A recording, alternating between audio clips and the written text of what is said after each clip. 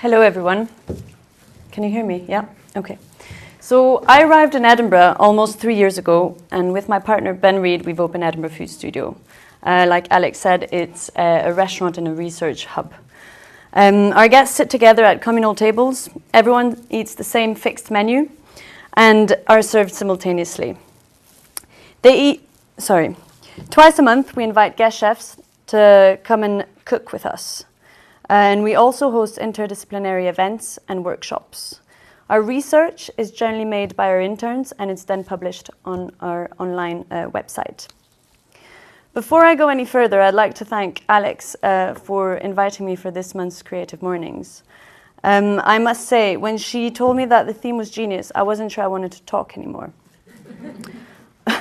I did my research and tried to better understand what genius is and where the word originated. I thought this might help me get to grips with this difficult theme. Interestingly, genius comes from the Latin verb to bring into being, to create, and to produce. Ancient Romans believed that everyone was born with a genius, a guardian deity which watched over each person from birth. So according to the Romans, it was a man's genius that made everyone unique. Then in the Renaissance, the definition changed. Genius becomes rare and is an adjective reserved for the few. This idea persisted through the Enlightenment and is still familiar to us today. In his critique of aesthetics, Immanuel Kant writes about two prerequisite features of genius. Firstly, doing something original, and secondly, doing something exemplary. These features become an object of admiration and inspiration. According to Kant, only artists could be geniuses because it cannot be taught to other people. It's like a gift. And from then on, genius starts being associated very closely and almost exclusively with the world of arts. And from here, we see some stereotypes begin to develop around geniuses, and these are further applied to all artists. For example, there's a common belief that some degree of suffering may benefit creativity. Does being happy make one less creative?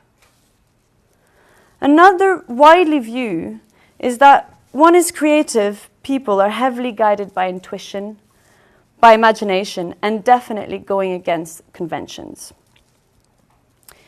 Geniuses are often seen as these lone individuals, soloists, and it's through their brightness that we are given a new perspective on the world. Nowadays, the word is often used interchangeably with talent. Let's be clear, I'm not trying to devalue genius. I think it exists. But I think that it exists not only in a solitary individual, but also and perhaps more often as a collaborative process.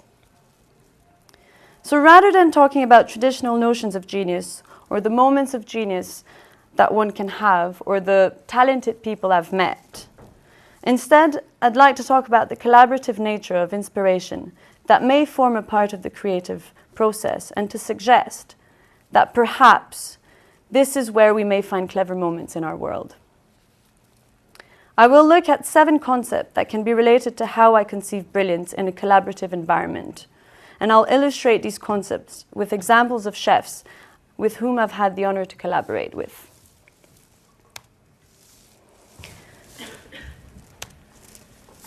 The important thing to start with is intuition. Do not care about what people think and follow what has meaning for you. This returns to Socrates' teachings. There's a humility in genius, and it's almost like a vocation, a call that carries people into doing nothing else than what they are compelled to do. Now, perhaps we don't all feel like this, but it's a good starting point to follow our dreams. And all the chefs I've met that have that impulse of creating food, some are more compelled than others, but they all have that strong intuition, independently of any reasoning process. The second concept is inspired by Monty Python's infamous John Cleese and his theory on open and closed mode. He says that creativity isn't a talent, it's a way of operating. The open mode, he says, is to be in a relaxed environment where humor and playfulness are mostly welcome. And that's where ideas flow freely. The closed mode is when we're in execution mode, working hard in a stressful, intense environment. And the key to triggering creativity is to be able to switch between both modes. Let me give you an example. When we invited Brandon Balsley and his sous chef Laura Higgins to collaborate with us, this open mode and closed mode had a lot of sense. The event was called Gala's Game, and the idea came from a journalist that had one mention that Brandon Balsley was the Salvador Dali of cooking. We thought that was funny. And during that same month, Taschen had just republished Les Dîners de Gala, which is Dali's surrealist cookbook. The collaboration was very much focused on playing around those surrealist dishes. And when considering intuition, few artistic movements can be considered as important as surrealism, with its intrinsic ties to these subcultures. We were trying to find a way of making food quirky, playful, and as surreal as possible. We had a lot of fun, laughing constantly, which was perfect for triggering spontaneous ideas. Once we had finished playing with the ideas, we had to get onto the close mode in order to execute them on the plate, to see if the ideas we had chose were good enough to continue working on. Now, regardless of the successful outcomes of our labors, the cooperative process of creativity was very much focused on following our often irrational ideas. Something I feel ties into this notion of intuition, but also of John Cleese's open and closed mode. The third concept is technique. If we want to know how to play, we need to know how to play. The etymology of technique is the same as for art, stemming from the word artem, meaning a practical skill gained through learning and practice. In order to be able to create something and play with ideas, one needs to understand and master the basics, right? In the kitchen, there are a multitude of important techniques. Now, a chef can have many of them in varying levels. Earlier this summer, we had the chance to work with Paul Leonard, ex-head chef at one Michelin star restaurant, Isle of Erisca. Paul is well versed in classical French culinary technique. He and his sous chef Fraser had an amazing way of conducting service. Although their dishes were complex with many different garnishes and special touches, it was probably the easiest and quickest service we've ever had. They were so well prepared, and aside from the classical technique, they also had nailed the organizational structure needed for service, without which their culinary methods would have lost all impact. Now, I ask provocatively, is one of these sets of techniques, the classical French culinary or modern small restaurant service, more creative than the other?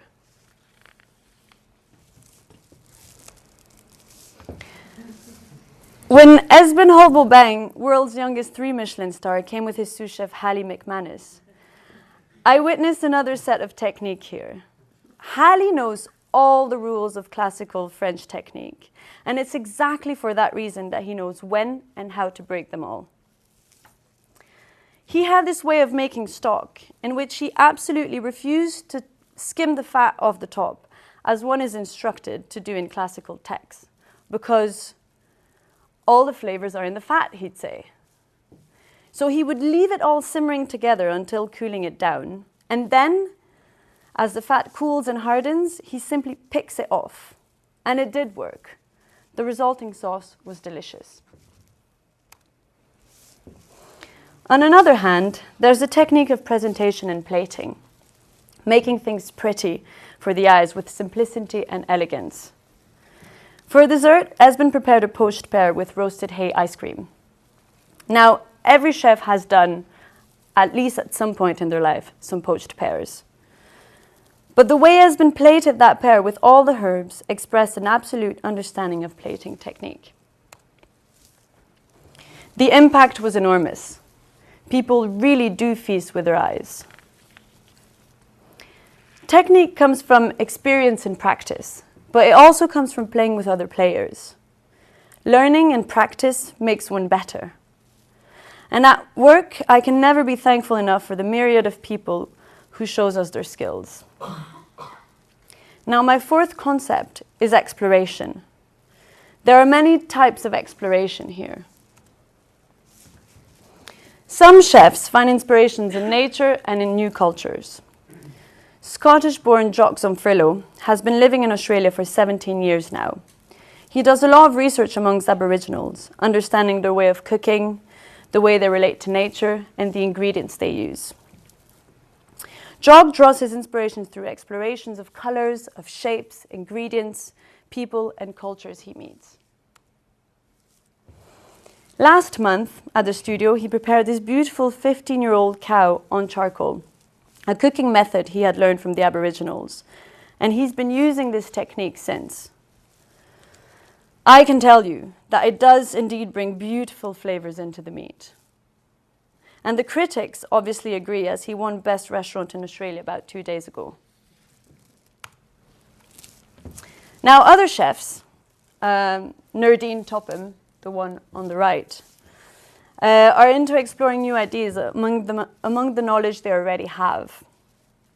It was fascinating to see Nurdine Topham work, a London-based chef that had opened one Michelin-starred Nur in Hong Kong. Nurdine is constantly exploring ideas with his peers to find the best way of creating dishes. He's on an endless pursuit to find this perfect place. I don't even know if this place exists, really. But his process never ends and his dishes are never finished. He's constantly reflecting, chatting, and exchanging. One idea brings a new one, which always brings him back onto the drawing board. It's a constant work in process, through continuous refinement. There are many other types of exploration, but exploration inevitably leads to encountering new experiences that one can build on. Our fifth concept this morning is community. There's a new school of thought spreading amongst our generations of chefs in the cooking world. People want to share knowledge, ideas, and experiences. A lot of restaurants are now inviting chefs from other countries to cook in their establishments. There is an active interest of discovering about ingredients, skills, recipe, and different cultures through interacting with other people. This widespread phenomenon is exposing chefs to an ever-broadening spectrum of experience. Because of the community, there's an exponential development of our culinary culture. We've been really lucky at the studio. We managed to do 42 events in the last 21 months since we've opened. These events haven't all been uniquely focused on chefs, but we did poetry, philosophy, and cocktail nights, along with workshops on butter, foraging, tea, whiskey, or wine. Many events last 3 days, and double that if you consider our time preparing with the collaborators. Working with all these people is a way of finding our own style, defining who we are and what is important for us. We get to learn, and it's a really productive time during these collaborations with people of the same field and also different fields too. These communities bring something new, a fresh air to our daily routine. Our community is one of many focused on sharing. Which brings me to my next concept, innovation. When we think about innovation, we think about having a eureka moment. But instead, we will talk about an innovation in groups. It's impossible to build and run a restaurant on your own. You need many people to have a functional restaurant. And that's already more than one, right? Professor Linda Hill from Harvard Business School writes a lot about collective genius. She says that the collective genius leads us towards innovation. And that's exactly what a restaurant is. Several talented people working extremely hard collectively towards one project. She mentions that innovation is a journey, a collaborative problem solving. And this reminded me of Alan Williams, head chef of the one Michelin star Alan Williams at the Westbury Hotel in London. When he cooked recently at the studio, he chose to serve a full vegetarian tasting menu. Something he also offers in his own restaurant. Alan's vegetarian wife would always be disappointed by the dishes that the restaurant would cook for her. He saw this as a problem and had the will to solve the issue, and vowed to do so when he would open his own restaurant. Since then, he's become well renowned for this vegetarian menu. Now, to you, it may seem insignificant as an innovation, but understanding a little of the luxury dining scene from which Alan hails, it takes courage and a serious rethinking of preconception to make a meat-free leap of faith. On another hand, Rose Green, ex-sous chef of In the Wolf in Belgium that is now actually closed, has this brilliant habit of fermenting away everything she could possibly put her hands on. She brought so much knowledge when we cooked together. She has this beautiful way of cooking grains by sprouting them, then drying, then roasting, then boiling. It really brings out some delicious flavors into the grains. And I can say, we have taken this knowledge on board and have been playing with it ever since. Whether it is innovative for the world or not, it doesn't matter. However, this knowledge has definitely led us to try new things and experiment with. Innovation is bringing ideas together, having new stories, new voices, new opinions, which are put collectively into one work. But this often has to happen under someone's guidance and direction. There's often a leader, and this can be important in order to create a vision and to keep stability. Finally, stamina and persistence. In a restaurant, one needs energy to be able to work for long hours, constantly standing up. The sense of belonging to a community that is working together towards a moment of perfection execution of ideas is something that gives each individual player of the team adrenaline to keep on pushing. The more one is surrounded by hard-working and creative people, the more endurance one gets. Setting goals and challenging each other is the principal food of stamina and persistence. When ex-Noma sous chef Tom Halpin, who came over, he really wanted to do a carrot tartlet as a snack. He had been thinking about it for days. But making a carrot tartlet base out of carrot is a challenge in itself. He had 2 days to make it work before service. We were all there until late to help him make it work. The base was shrinking, it was sticking onto the mold, it wasn't keeping its shape, until 2 a.m. when he managed to make it work. One of the interns we had at that time takes the tartlets to put them safely into a box and breaks them all. That was a sign that we needed to go to bed. 8 a.m. start. Everyone is up and still working on the carrot tartlet. This time, everyone pays attention not to break one tartlet. We did manage to serve them. As I said, it was only a snack, a mere 2-second bite. But what kept everyone going was that everyone was working towards making this brief experience work. We were pushing ourselves to fulfill Tom's dream of carrot tarts. Come to think of it, perhaps carrot tartlets are the next great human innovation, or perhaps an expression of obsessive surrealist cooking. Either way, the creative persistence is clear. I hope I've managed to express my difficulty in saying what a genius really is in modern days. But I hope, in my absence of a definition, I have managed to communicate to you my experiences with collaborations, creating brilliant things. So, if you want to find your genius, do what you feel intuitively. Open yourselves to idea and develop your skills. Explore what's around and experiment. Share your dreams and those of others. Keep on working, and remember, keep on playing. So thank you. You've been a lovely audience, and this has been a terrifying topic.